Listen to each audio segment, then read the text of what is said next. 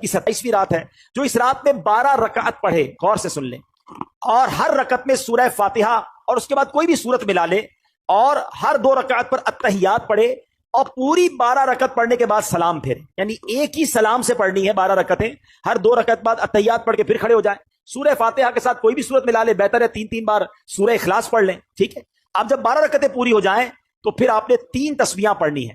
100 بار کیا پڑھنا ہے؟ سبحان اللہ والحمد للہ ولا الہ الا اللہ واللہ اکبر. یہ 100 بار پڑھیں. پھر 100 بار استغفار پڑھ لیں، استغفر اللہ استغفر اللہ ربی من کل ذنب واتوب الیہ، یہ پڑھ لیں.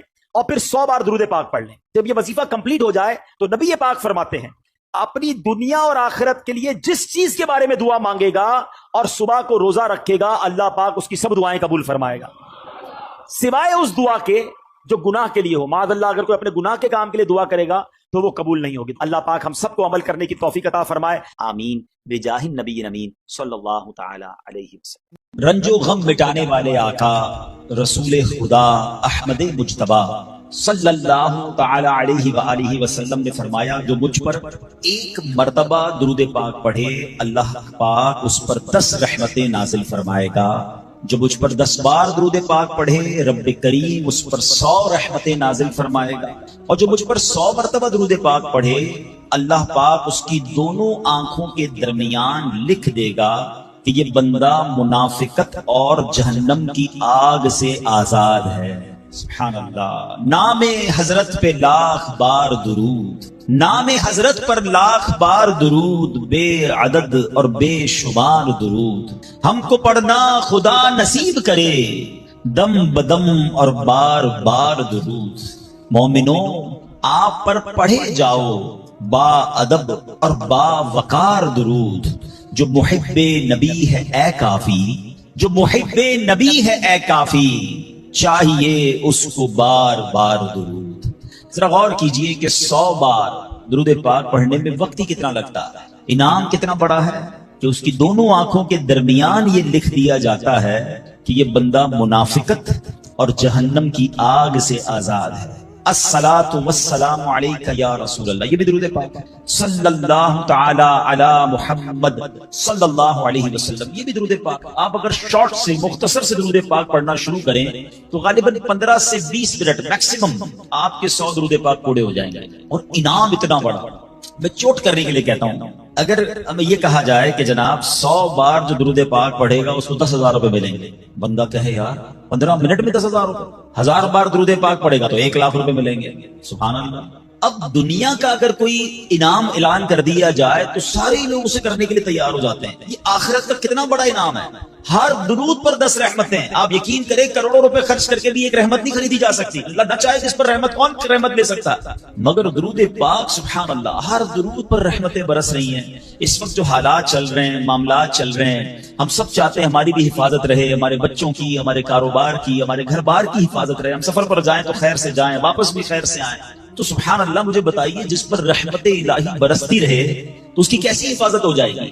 تو گھر سے نکلے تو درود پڑھیں، سفر میں درود پڑھیں، بچوں کو کہیں کہ وہ گھر پہ درود پاک پڑھیں، تو انشاءاللہ یہ سارا رحمتوں کا حصار جو ہے ہمارے ارد گرد رہے گا. اللہ مجھے بھی اور آپ کو بھی کثرت سے درود پاک پڑھنے کی توفیق عطا فرمائے. آئیے مل کر محبت کے ساتھ باواز بلند درود پاک پڑھ لیں. صلو علی الحبیب صلی اللہ تعالی علی محمد صلی اللہ علیہ وسلم. نبی کی شان میں ہو جس قدر درود پڑھو، محبوں پاؤ گے جنت میں گھر درود پڑھو. 1000 درد کو یہ ایک دوا کفایت ہے، 1000 درد کو یہ ایک دوا کفایت ہے.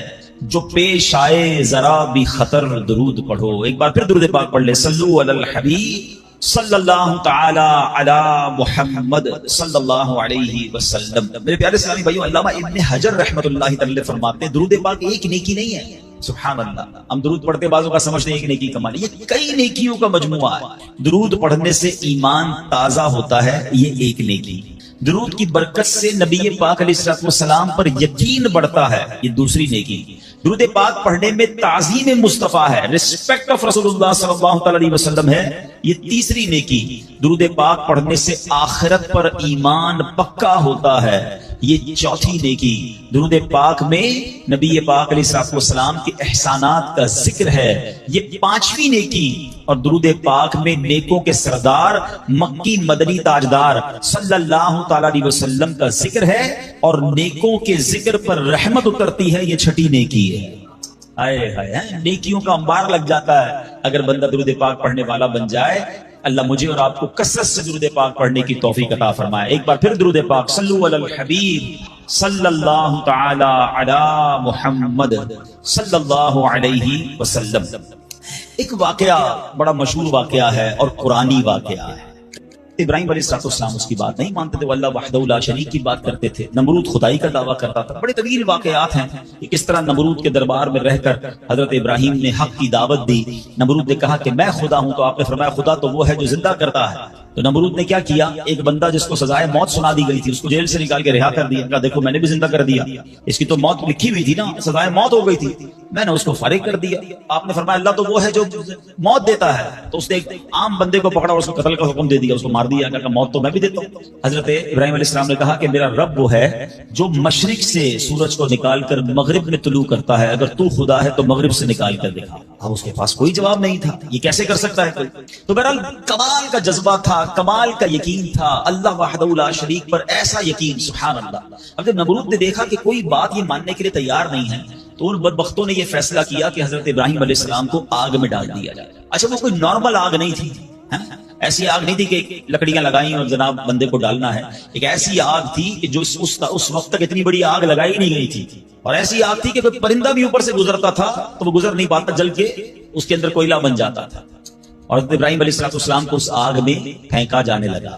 دیکھیں آج بھی اگر کوئی جیل میں قید ہو نا، سزا سنا بھی دی گئی ہو تو اس کو یقین ہوتا ہے کہ کوئی نہ کوئی راستہ نکل آئے گا، ضمانت ہو جائے گی۔ یہاں تک کہ سزائے موت کے قیدیوں کو بھی یقین ہوتا ہے کہ چلے کوئی نہ کوئی چانس ہوگا، کوئی سزا معاف ہو جائے گی، کوئی عمر قید میں تبدیلی ہو جائے گی۔ سنا ہے پاکستان کی جیلوں میں کئی سال سے لوگ ہیں سزائے موت کے قیدی ہیں مگر ان کو سزائے موت نہیں ہو رہی، تو کوئی نہ کوئی یقین یا امید رہتی ہے۔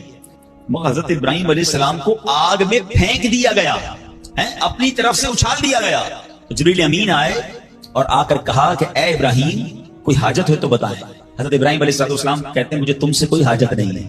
کہا پھر جس سے حاجت ہے اس کو بتا دینا، اللہ رب العالمین کی بارگاہ میں تو عرض کریں۔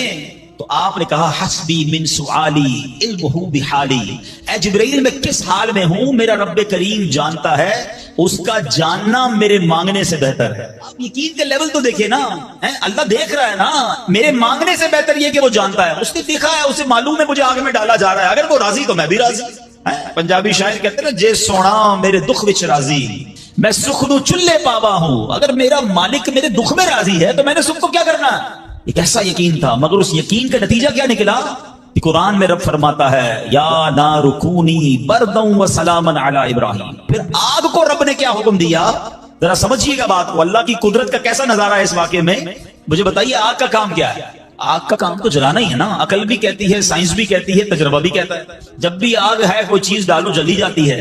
مگر اسی آگ کو رب نے کیا حکم دیا، اے آگ ابراہیم پر ٹھنڈی اور سلامتی والی ہو جا۔ اللہ اکبر، حضرت ابراہیم کا ایمان ایسا تھا، یقین ایسا تھا کہ اتنی بڑی آگ جو ہے حضرت ابراہیم کے لیے گلزار بن جاتی ہے، باغ بن جاتی ہے۔ اچھا پھر ہوا کیا کہ نمرود جو ہے کچھ دنوں کے بعد، ایسا نہیں فوراً، کچھ دنوں تک آگ جلتی رہی، حضرت ابراہیم اس میں ڈالے جا چکے تھے۔ نمرود نے سوچا دیکھوں تو صحیح کہ ابراہیم کا حال کیا ہوا ہے۔ وہ اپنے محل کی چھت پر چڑھ گیا اور چھت پر چڑھنے کے بعد اس نے آگ کی طرف دیکھا، وہ حیران ہو گیا کہ حضرت ابراہیم اس اتنی بڑی آگ میں ایسے بیٹھے ہوئے ہیں جیسے بندہ باغ میں بیٹھا ہوتا ہے، بالکل اس آگ نے کوئی بال بھی بیکا نہیں کیا۔ حضرت ابراہیم چند منٹوں یا چند گھنٹوں میں نہیں رہے۔ تفاسیر میں لکھا کہ حضرت ابراہیم علیہ السلام اس آگ میں ایک روایت کے مطابق 7 دن اور ایک روایت کے مطابق 40 دن اس آگ میں رہے، مگر جب آپ باہر آتے ہیں تو آگ کی نے کوئی اثر آپ پر نہیں ڈالا۔ اللہ اکبر۔ اچھا پھر اس نے کیا کیا؟ نمرود نے یہ کیا کہ ہو سکتا ہے یہ آگ کی جو نا یہ کیٹیگری ٹھیک نہیں ہے، یہ آگ جلانے والی آگ نہیں ہے، تو نمرود نے پریکٹیکل کرنے کے لیے ایک اور بندے کو اس آگ میں ڈال دیا۔ حضرت ابراہیم اس آگ میں موجود ہیں اور بڑے نارمل طریقے سے بیٹھے ہوئے ہیں، آگ جل رہی ہے، تو نمرود نے ایک اور شخص کو آگ میں ڈالا۔ جیسے ہی وہ بندے کو آگ میں ڈالا، اس آگ نے اس بندے کو جلا کر راکھ کر دیا۔ یعنی اس آگ کا کام جلانا تھا، مگر میرا رب جس کے لیے چاہے وہ آگ گلزار بن سکتی ہے۔ اللہ اکبر۔ آپ علیہ السلام کا جب یہ معجزہ لوگوں نے دیکھا تو کئی لوگ کلمہ پڑھ کر مسلمان ہو گئے، مگر نمرود کے نصیب میں ایمان نہیں تھا۔ لیکن اس واقعے سے سیکھنے کو کیا ملا؟ یقین، بلیف، اللہ پر بھروسہ۔ اور اگر رب پر بھروسہ ہونا تو ایسے کام آج بھی اپنی آنکھوں سے ہم دیکھ سکتے ہیں۔ ہاں، شاعر مشرق کہتے ہیں نا، اگر آج بھی ہو ابراہیم سا ایمان پیدا، there is only one condition، ایمان وہ چاہیے، یقین وہ چاہیے۔ اگر آج بھی ہو کیسا ایمان؟ ابراہیم سا ایمان پیدا، آگ کر سکتی ہے انداز گلستان پیدا۔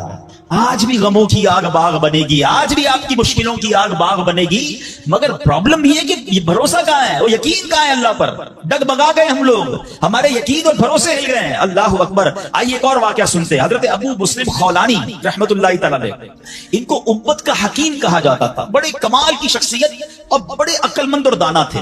آپ کے دور میں آپ یمن میں رہتے تھے اور آپ تابعی بزرگ ہیں۔ تابعی کس کو کہتے ہیں؟ جس نے کسی صحابی کو ایمان کی حالت میں دیکھا ہو اور اس کا خاتمہ بھی ایمان پر ہی ہوا ہو۔ تابعی، سبحان اللہ، وہ تابعی بزرگ تھے، یمن میں رہتے تھے۔ آپ کے دور میں ایک شخص تھا اسود انسی، اس بندے نے معاذ اللہ نبوت کا جھوٹا دعویٰ کر دیا اور ایک دن زبردستی آپ کو اپنے پاس بلایا اور پوچھا کہ کیا تم گواہی دیتے ہو کہ محمد صلی اللہ تعالی علیہ وسلم اللہ کے رسول ہیں؟ کہا ہاں بالکل، میرے آقا علیہ السلام اللہ کے نبی ہیں، سچے نبی ہیں، وہ میرے آقا ہیں، میں ان پر ایمان رکھتا ہوں۔ تو پھر وہ کہتا اچھا یہ گواہی دیتے ہو کہ میں بھی اللہ کا رسول ہوں؟ حضرت ابو مسلم خولانی کہتے ہیں کہ میں نے نہیں سنا تم کیا کہتے ہو، یعنی سنا ہی نہیں، اس کی بات سنی انسنی کر دی۔ اسود انسی کو بڑا غصہ آیا، اس نے فوراً حکم جاری کیا کہ بڑی اور خوفناک آگ جلائی جائے۔ آگ جلائی گئی، ابو مسلم رحمت اللہ تعالی کو اس دہکتی آگ میں ڈال دیا جائے، حکم دے دیا۔ آپ کا ایمان ٹس سے مس نہیں ہوا، آپ کھڑے رہے اور آپ کو اٹھا کر آگ میں ڈال دیا گیا۔ سبحان اللہ، جس رب نے حضرت ابراہیم کے لیے آگ کو ٹھنڈا کیا تھا نا، گلزار کیا تھا، ابو مسلم خولانی رحمت اللہ تعالی علیہ کے لیے بھی وہ آگ سلامتی والی ہو گئی، بالکل صحیح سلامت آگ سے باہر آ گئے۔ اسود انسی نے جب یہ دیکھا کہ یہ اتنی بڑی کرامت، اب یہ لوگوں کو پتہ چل جائے گا تو میری تو نبوت کا جو دعویٰ ہے وہ بیڑا غرقی ہو جائے گا، تو ان کو آزاد بھی کر دیا اور کہا کہ فوراً یہاں سے آپ چلے جائیں۔ تو آپ